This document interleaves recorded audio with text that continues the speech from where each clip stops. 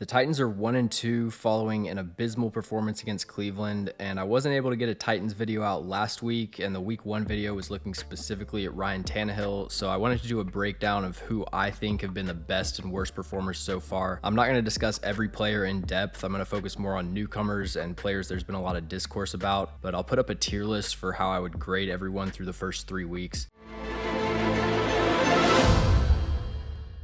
I'm going from worst to best, and we're going to start on the offensive side of the ball with the worst offensive performer so far, which has been Andre Dillard. He's allowed 16 pressures so far through the first 3 weeks, and he got absolutely dominated by Myles Garrett, which is kind of the norm. But even if you throw out that matchup against who I think is the best pass rusher in the NFL, he was a liability for the first 2 weeks. His biggest problem by far is his anchor. He doesn't naturally have very good play strength, but he doesn't really help himself with the other aspects of his game. His strategy for dealing with a power rush is essentially to just brace for contact and try to hold on for as long as possible. He just dangles his hands out in front of the pass rusher and hopes that he can catch their momentum. So even on plays where it isn't a clean loss, he's almost guaranteed to give up 3 or 4 steps of displacement into the pocket. If you can't take the fight to the pass rusher at all, if everything you're doing is purely reactive, you're just not going to have a high success rate in the NFL. He doesn't really do anything as far as switching up his hand technique or even trying to land a punch. And even when he is able to anchor, he opens up at such a wide angle that he's basically perpendicular with the line of scrimmage, so he's giving the pass rusher an extremely short corner to get around the edge. His run blocking has been solid, but nowhere near enough to make up for his weaknesses in pass pro. He's fast enough to get downfield and reach his aiming point, but he doesn't have much flexibility in open space. So if he's zone blocking at the second level and the linebacker changes his path, he isn't really fluid enough to switch up his blocking angle. But the biggest issue with Andre Dillard by far is pass protection, and I would be in favor of trying Peter Skoronski out at left tackle once he gets healthy. I have questions about Skoronski's long-term upside as an all-pro caliber tackle, but his hand usage and play strength I think would be an immediate upgrade on that side. The other thing I've got to mention with Andre Dillard is he's completely oblivious to stunts. The Browns didn't really need to do it that much because they could just win one-on-one every snap, but in the first 2 weeks you could tell he was so focused on not losing to the guy in front of him, he didn't have any vision of who was looping around from the other side. So Dillard's been the worst offensive player by far, but defensively the clear weak link has been Kristian Fulton. On 8 targets this year, he's allowed 7 receptions for 165 yards and a touchdown, and he also had 2 penalties in the Cleveland game. And I've always liked Kristian Fulton on like a snap-to-snap coverage basis, but he has been kind of mistake prone. But the 2 games he's played this season have been a new low. I've never seen such a bad stretch from him. This first play, it's 3rd and 6 at the end of the Saints game. They're trying to run out the clock, and he's trying not to give up a first down, so he's playing the sticks pretty hard. The receiver doesn't really give a double move here. He just slow plays his release and then accelerates over the top and pretty much ends the game. Right here, he's lined up on Amari Cooper. He crosses him up at the line of scrimmage, gets the outside release. He's able to recover vertically, but he can't get his head turned around at all, and the refs bail the Titans out by calling Amari Cooper's foot out of bounds here. This is a bad play in run defense. The Browns are pulling the center. Amani Hooker spills this block and gets inside leverage, so as the force defender, Kristian Fulton needs to be a lot more proactive setting the edge. The running back's able to get a step on him, and he can't wrap up and tackle. On this play, the Browns attack Kristian Fulton with a revolutionary passing concept where they have Amari Cooper run in a straight line. Tennessee's in a split safety quarters type of coverage where if number 1 releases vertically, Kristian Fulton has him in man all the way down the field. This is a play where he either misheard the coverage call, forgot what his assignment was. They've got Elijah Moore releasing out into the flat, and it looks like he thinks that's his responsibility, but you can see Roger McCreary widening out. This is the type of play where if it happens once or twice, especially with a young player, I don't really hold that against them too much, but for a 4th-year veteran who's consistently been responsible for coverage busts, it's just inexcusable. Right here, Amari Cooper's going to threaten this outside release and then accelerate inside. You don't want him to get his hips turned around like this, but the recovery and the coverage downfield is actually okay. But again, you see the same problem where he isn't able to turn around and play the ball, and he drapes himself over the receiver and gets a penalty. On this play, he's keying Deshaun Watson's drop, so he's reading his footwork to try to figure out what depth of the field they're targeting. If he gets into a 3-step drop, then Fulton's going to assume it's a slant or a hitch or something like that. And then if it's a 5-step drop, he knows he needs to run downfield. And you can see Watson hits his back foot, Fulton sinks his hips to try to play the hitch route, and then Amari Cooper's able to stack him downfield and he has to hold. So you'd have to go back to the Blitty Ray Wilson, Parrish Cox days to find a 2-game stretch of cornerback play that's been worse than this. That combined with the fact that you're only going to get 12 games out of him per year at best, I think pretty much eliminates the chances that he re-signs with Tennessee. The only way I can see that happening is if it's a Jayon Brown type of deal, 1 year, $5 million to prove it, but my guess is this is his last season in Tennessee. When it comes to my expectations for him going forward this year, it's kind of the same deal with Ryan Tannehill, where this is such an outlier performance, and I do expect some regression to the mean. So I don't think he should be benched unless he continues to play like this, but he's just never been able to develop consistency over the course of his career. So those have been, in my opinion, the two clear worst players for the Titans. The next tier is players that I want to see more from. I don't think they've directly caused the Titans to lose, but they certainly haven't helped them. Treylon Burks has had a very disappointing start, 6 catches for 99 yards through the first 3 games, and he's had 3 drops. The only thing he's really proven at this point is that he can be a vertical threat. He has the speed and strength to win downfield. Obviously, he had this really nice catch against the Chargers that kind of jump-started their offense, and then he was able to stack Martin Emerson here a little bit and draw the pass interference call from week 3, but he had a really bad drop on a dig route against the Saints. Right here, Tannehill throws a dot in between 3 defenders, and he isn't able to bring it in. And then later in the Browns game, 3rd and 4, Tannehill drops it in here with perfect ball placement, but Burks can't secure the catch. This applies to pretty much every player I'm going to talk about, but keep in mind it is week 3, so I'm not making any final evaluations or assessments on these players. If you just take a 3-game snapshot from any player's career, you can find a bad stretch, but this offense having any sort of upside this year was relying on Burks emerging as a true wide receiver 1, and we haven't seen that yet. Trevon Wesco is another player that's been really disappointing. He's a pure blocking specialist, so he isn't going to give you much juice as a receiver, but you need him to bring in open catches like this, and the blocking, which is what he's here to do, has been really up and down. Now, he's had some really difficult matchups. A lot of his one-on-one losses have come to Khalil Mack, Myles Garrett, Zadarius Smith. Not exactly matchups that you're expecting him to win at a high rate. Right here, the Titans are running outside zone. He's blocking on the backside. Tua Pelotu is going to shoot through the backside C gap, and he isn't able to cut him off. Right here, he's one-on-one with Zadarius Smith. He loses immediately. Tannehill has to throw it away. Next play, the Titans are running power, where they're pulling the center and the guard. Wesco's assignment is to wash Khalil Mack down the line of scrimmage. I know, easier said than done, but he opens up the outside shoulder. Mack's able to toss him out of the play. Right here, he's got a kick out block on Khalil Mack. He isn't able to make enough contact. Good job by Mack of pulling back this right arm to cause him to whiff. This next play, they're running duo with double teams on both of the defensive tackles. Wesco's got a single block on Khalil Mack. He doesn't need a dominant win here. He just needs to stalemate and base him out, but Mack easily swims over the top and makes the tackle on Derrick Henry. On this play, he has a really wide split. There's a ton of space between him and Andre Dillard. Myles Garrett just lines up right over the C gap, and there's not a whole lot that Wesco can really do in this situation. So based on the plays I've shown you, you might be thinking, okay, Trevon Wesco adds absolutely nothing, and I relate to that to an extent, but there are a good amount of positive blocks on his tape. This is a solid job recovering. Khalil Mack's able to get some penetration inside, but he does a good job recovering his leverage, and then he turns him back around and puts him on his back. This is a great arc block here on Carl Granderson. He seals off the play side shoulder, redirects his momentum, drives him into the ground, and clears open a gap for Henry. On Burke's 70-yard reception, Wesco was able to hold up in one-on-one pass pro against Khalil Mack for about 5 seconds. So even though there are a lot of blown blocks, he's been in some really difficult one-on-one matchups, and he's had a sizable amount of good plays to at least partially offset that. I have him charted with 14 positively graded plays in run blocking, and something I've learned over the past few years is that I'm usually a lot higher on blocking tight ends than most people. The real problem for the Titans is that they don't have a true Y that can be a receiving threat and hold up as a blocker. And then purely based on their performance from these first 3 games, I would have Harold Landry and Dillon Radunz in this tier, but they're both coming back from pretty major injuries, and I don't want it to come off like I'm being overly critical of them. My expectation for Dillon Radunz is that he wasn't even going to play until halfway through the season, so the fact that he's even on the field at all is a plus. And Harold Landry has made almost no impact outside of the sack he had at the end of the Chargers game, but again, he's coming off a torn ACL that's clearly affecting him. I'm not trying to be too hard on him, but purely from a performance standpoint, he hasn't been very good at all. I do want to go more in depth on Dillon Radunz. I'm seeing a lot of confidence in him from Titans fans, people saying he should take over as left tackle, and based on his tape from these last 2 games, I've got to disagree. So when we saw him in limited action last year, he was much improved as a pass blocker. If you remember back to his first preseason performance as a rookie, he was matched up on Joe Tryon, and he just got cooked the entire game. But last year, his hand placement, footwork, balance, all of that was much improved, and I think long term he could be a quality pass blocker as a guard, but his run blocking was truly awful. I mean, some of the worst that I've ever seen. It's like every single reach block, he was just getting folded back 2 yards past the line of scrimmage, and you can survive with not great run blocking, but if there's someone that's consistently losing every rep, like, you can't really have them on the field. So then he gets put in against the Chargers, and I'm watching the tape and I'm thinking, okay, we've got a new Dillon Radunz. First play that he's in the game, he's got a reach block on this 2-eye. He carries him 7 yards down the field, puts him on his back, and then on the next drive, they're running outside zone, and he makes a textbook reach block. Great job getting his helmet across the play side half of the defender. The hand placement here, you can see he has his left hand right under the armpit, so there's no way that this 2i can recover and get outside. As a defensive lineman against outside zone, you're trying to keep your play side hand free, so if the running back goes through your gap, you can disengage and make the tackle. But this is a great job by Radens of sealing him off, and then he anchors and stays attached for the entire rep. But after those first 2 drives of the Chargers game, he kind of reverted back to form as a run blocker. He's really lacking in power at the point of attack. He lets defenders get into his frame and move him into the backfield, and on zone blocks and stretch plays and stuff like that, it's just going to result in a lot of negative plays. And then they kept trying to use him as a puller, but again, there just isn't much pop at the point of contact. On these kick out blocks, he was bouncing off of the defensive end or losing his balance and letting them make a play in the backfield. So he had a great start as a run blocker, but I still feel like he's going to result in a lot of 2nd and 12s if you try to run behind him. And then the pass pro hasn't been very good either. Right here, he loses immediately to Maurice Hurst on this club swim. Tannehill's trying to read the safety, but Hurst crosses Radens up and he has to move on to the ISO route. On this play, he loses almost immediately to a double swipe move, and he would have given up a sack, but he missed the tackle. And then right here, Hurst bull rushes him, and he isn't able to drop his anchor until he's basically sitting in Tannehill's lap. So again, I don't want this to come off as anti-Dillon Radens. I still think in the long term, he could be a serviceable guard. And the fact that he's on the field so soon after this injury and he isn't just completely unplayable, I think he deserves credit for that. But I've seen people suggest he could be the replacement for Dillard at left tackle, and I've just got to push back on that. We're going to get through this middle tier a little bit faster. The first player I'll mention is Chris Hubbard. I would say he's been a pleasant surprise. I was expecting him to be the clear weak link on this offensive line, and he's been better than Dillard for whatever that's worth. I've been impressed with his run blocking. He's explosive off the line of scrimmage. He's got good movement skills and pretty good power. With Tim Kelly, this is much more of a power counter inside zone type of run scheme, and he's been able to create some displacement on double teams, done a good job in that area. But he has a terrible habit, and I noticed this in the preseason also. He has a terrible habit of lowering his head into contact, and any starting caliber NFL defensive lineman, when they see a blocker coming at them head first like this, it's just an automatic swim move tackle for loss. But that's really my one issue with him as a run blocker. In pass pro, he held up really well through the first 2 weeks, but he was getting a ton of chip help. I even thought watching the Chargers game, they needed to start devoting more of that chip help to the left side. And when that had to happen against Cleveland and he was forced into more one-on-one opportunities, you started to see some of his weaknesses. Right here, he loses immediately to the inside. Tannehill doesn't have time to blink. On this play, he just doesn't see Za'Darius Smith. He's able to rush down the middle and hit the quarterback. So he looks like quality depth, probably a good option as the 3rd offensive tackle, but I do think NPF is a significant upgrade when he gets back. If you're enjoying the video, make sure to subscribe and leave a like, and also follow us on all of our social medias. The links to those are in the description. Azeez Al-Shaair, I think, has been a plus run defender, but he has really struggled in pass coverage. Right here, the Browns are in empty. He's covering Jerome Ford on the outside. Ford runs a double move. Azeez breaks inside to cover the slant, and then he isn't able to get back over the top. And then he struggled as an underneath hole defender. He doesn't seem to have great peripheral vision to identify routes that are developing beside him and behind him. Right here, the Titans are playing cover 1 with Azeez as the hole defender. So Amani Hooker's playing this drag route over the top with outside leverage because he's thinking that he has inside help. Azeez has eyes on the quarterback. He isn't able to anticipate the route, and Amani Hooker has to recover from outside leverage. So there have been a few bad plays in coverage. He's still an inexperienced player, so there's definitely room for development there. And then his run defense has been pretty good, as I expected. With Tennessee's defensive line, he isn't being asked to stack and shed hardly at all. A lot of it's just unblocked shooting through a gap, but there have been a few impressive reps of him knifing through blocks and using his hands to disengage, so I do expect him to be a playmaker in that phase. One of the few pleasant surprises so far has been Daniel Brunskill at guard. He's a limited athlete, but he plays with really good technique. For the most part, he has a solid anchor. One of the athletic traits that is really impressive with him is his ability to slide with inside movement. He does a great job moving his feet, washing those slants away from the pocket. I would say Brunskill and Aaron Brewer are the only 2 out of the current 5 starters that can consistently pick up stunts and twists, and he's also really good with his hands. He's able to switch up his punches to keep pass rushers off guard. So on probably 90% of reps so far through the first 3 weeks, he honestly looks like a high quality starter, but once or twice per game, you do see the athletic limitations show up and he kind of gets overwhelmed. Right here, he kind of leans into his punch, doesn't keep a solid base, and he gets long-armed into the ground. On this play against Cleveland, he went to the Chris Hubbard school of leading with his head into blocks, and Maurice Hurst is able to easily swim into the backfield. And as a run blocker, he's more of someone that's going to get in a defender's way. He doesn't necessarily have a lot of decisive wins. You can see right here, not much movement off the snap. The defender is able to 2-gap and then disengage once Henry makes his choice. So overall, I've been very impressed with Daniel Brunskill. I think if he was in more high leverage situations against the team's #1 pass rusher, you'd probably see him struggle tackle a little bit more. But when teams are doing their scouting and game planning, there's so many other weaknesses on the Titans offensive line that they can attack besides Daniel Brunskill, and he's done a good job holding up with what he's been asked to do. I think Elijah Molden has been solid in his first 3 games at safety. As far as coverage instincts, physicality, awareness, he's just such an all-around solid defensive back. He just doesn't have great speed, and he's not really a man coverage slot player, but the way that he's able to shed blocks at his size and just play with reckless abandon, shoot into the backfield and make plays is really impressive. Great job on this toss play of clubbing the block and crossing his face. He's undercutting the block, which sacrifices some of his leverage, but he's able to make up that speed and take the perfect angle to make the tackle. Right here, the Titans are playing inverted cover 2. Chris Olave is running a deep post down the middle. Good job by Molden of getting depth, identifying the route. Olave does get a step on him. Again, there are some athletic limitations, and you can see there's a little bit of contact at the catch point, but overall a good play. Great job here from week 3. He's able to take on this crack block from the receiver and fight through the tackle that's pulling, and then nice job by Fulton of coming in from the outside. DeAndre Hopkins has been solid overall. The one thing with him, and I keep saying this, is that he just can't beat press coverage at this point in his career. If they had someone else to play on the line of scrimmage, that would be ideal because you could move him to the slot, and there have been a handful of plays where Tannehill was expecting Hopkins to come open, but he just gets stuck at the line of scrimmage. Outside of that, he had a bad drop against LA, but the hands and the contested catch skills still seem to be there. So as long as the expectation isn't for him to be a top 10 receiver, I think he'll be a reliable option. And if they have any other pass blocking performances similar to the one against Cleveland, it's nice to have a player that can win those contested catches along the sideline. Jack Gibbens has been solid at linebacker. He hasn't been in a lot of high leverage situations where he's having to cover a tight end down the seam or beat someone to the edge. And that's really my main concern with him, is just a lack of speed. I think he ran a 4.85 or something like that. So as long as they're able to protect him from those matchups and just have him play downhill, I think he'll continue to be a good player. But I've said this plenty of times, the job of a linebacker in the Titans defense versus a team like the Chargers, for example, is just so much less difficult. If you watch one of these teams with a weak defensive line where the nose tackle's getting reached, the 3 techs on the ground, it's Mad Max Fury Road every play for the linebackers because they're having to shed blocks that are climbing to the second level. Players like Jack Gibbens, Monty Rice, Azeez Al-Shaair, David Long, the list could go on and on. If all they have to do is just read their keys and shoot the backfield, you're going to see a lot of great production that's kind of translatable no matter who's in there. All right, now that we're on to the good to great tier, this is going to get a lot more positive. Chris Moore has really had 2 opportunities to make plays, and he's taken full advantage of both of them. He's definitely a player that's earned more opportunities, and I'd probably say he's the Titans' 3rd best receiver. And I don't even say that as a shot at NWI. I actually think he's shown improvement as a route runner, but Chris Moore gives you more explosiveness downfield, and he's shown the ability to make spectacular catches. Arden Key had a game-wrecking performance in week 1. He was a lot more quiet the last 2 weeks, but against the Chargers especially, I actually thought he was a lot more impactful when I watched the tape versus the broadcast. I charted him with 4 pass rushing wins against Rashawn Slater, who's one of the best pass blocking left tackles in the NFL. He isn't a number 1, but he has a lot of different ways to win. He can get around the edge as a pure speed rusher. He's extremely quick with his hands. He's got a great swipe move, and as a smaller player, he can actually convert speed to power, and he sets a really hard edge in run defense. So I expect him to be a high impact player going forward. I would say Jeffrey Simmons is definitely living up to his contract so far. He's had 3 consecutive high impact games as a pass rusher. Against the Browns, he was still winning. He just wasn't able to tackle Deshaun Watson. I will say he's gotten pancaked as a run defender more than I've ever seen from him over these past 3 weeks, but the Titans' run defense is so good, it just doesn't really matter. And honestly, I'm not saying he's doing this, but if he wants to take off a few run snaps every game and save his energy for rushing the passer, I'm all for that. Teair Tart is a rock in the middle of the defensive line. He has a lethal swim move. He pulls it out 2 or 3 times every game, and there's a lot of plays that don't show up on the stat sheet where he's anchoring against a double team or forcing a cutback. His contract's up after this year. I'm not sure how realistic it is that they bring him back, but I would be in favor of paying him. I think Tyjae Spears has been one of the Titans' 2 or 3 best players so far. Right here, the Titans are running duo, so he's reading this play side linebacker, Pete Werner. He's able to flash into this B gap to get Werner to crash, and then he's so quick changing directions. He's able to accelerate, beat Carl Granderson and Marshawn Lattimore to the edge. On this play, Aaron Brewer gets walked back by the nose tackle. By the time Tyjae gets the ball, he doesn't have a lot of space to work with, but again, he's able to change directions, bend it outside so quickly. He has the contact balance to break through this arm tackle, and then he's able to stay on his feet and stumble forward for about 5 or 6 yards. This is another play where you see his ability to cut back so quickly. The C gap between Hubbard and Wesco opens up at first, but you got the linebacker fitting into it, but he still gives a jab step to the right, and watch this defensive tackle that's being blocked by Dylan Radins. Look at the effect that jab step has on him. It gets him to turn his head into Radins. He thinks Tyjae Spears has cut it back, but really it just opens up the opportunity to run right by him. And again, whenever he loses his balance, he has this this incredible ability to just fall forward for 5 yards. And then he's also been really good in pass protection. The short area movement skills compared to Derrick Henry allows him to kind of slide across the pocket and pick up blitzers a lot more effectively. And then to finish this video, I got to talk about a couple corners that have really impressed me. Roger McCreary had an okay rookie year, but he definitely needed to take a step forward, and so far it seems like he has. He's been a lot more sticky in coverage now that he's moved full-time to the slot. A lot of times when people say a corner's better in the slot than in the outside, that has to do with their speed, but McCreary really has no issue keeping up with receivers downfield. The problem with McCreary as an outside corner in Tennessee's scheme is that they play so much off quarters, and off coverage, outside leverage, trying to cover a dig route, that's about the worst possible situation for McCreary based on his skill set. Now that he's in the slot, it actually seems like he's getting more press coverage opportunities, and the one play he gave up against Cleveland, the coverage was really tight. It was just a perfectly thrown pass. And then he's also been an outstanding run defender. This play from the first drive of the Cleveland game is incredible. The Browns run like a double pass, double reverse type of thing. They get the ball to Elijah Moore pretty much uncovered in the flat with 5 lead blockers in front of him, and McCreary is able to take on 3 of them, split them down the middle, and hold it to a 14-yard gain. This could have easily been a touchdown, but really a heroic effort to split these blocks and save a big play. So even though stock is kind of down for Christian Fulton, McCreary seems to have taken a major step forward. And through the first 3 games, I'm a huge Sean Murphy-Bunting fan. I would describe him as a chaotic, good press corner. He's really aggressive at the line of scrimmage, which is great for the Titans because they don't really have anyone else that can play press man on the outside against the #1 receiver. He was jamming Mike Williams at the line of scrimmage, pretty much shut him down in week 2. That does have its drawbacks. If you're really aggressive with your hands like he is, you are going to get called for some holding and pass interference calls, and he definitely has room to improve as far as disengaging once they get past the 5-yard window, but I still think he's clearly a net positive in press man, even with the occasional penalty. And from watching his tape in Tampa Bay, that doesn't surprise me at all. That's what he did best when he was there. His biggest issue is that he'd have a stretch of 2 or 3 dominant games, and then the next game he'd have a few coverage busts or he'd bite on a double move. The Saints were able to get him for a touchdown in the red zone on a stop and go, and from everything we've seen, that's just kind of how he plays. He's gonna bite on that curl route, and so even though I am really high on Sean Murphy-Bunting, I do think he's a player that's gonna give up a play like once every 4 games. It was good to see him in week 2. After week 1, he gives up the double move touchdown. The Chargers try to go back to that with Keenan Allen. He does a good job not biting as hard, staying over the top. So as with most of these players, you know, there's obviously room for development, and if he can just become a little more conservative in his approach, I think he actually could be like a true #1 corner, but high volatility #2 is kind of how I view him right now.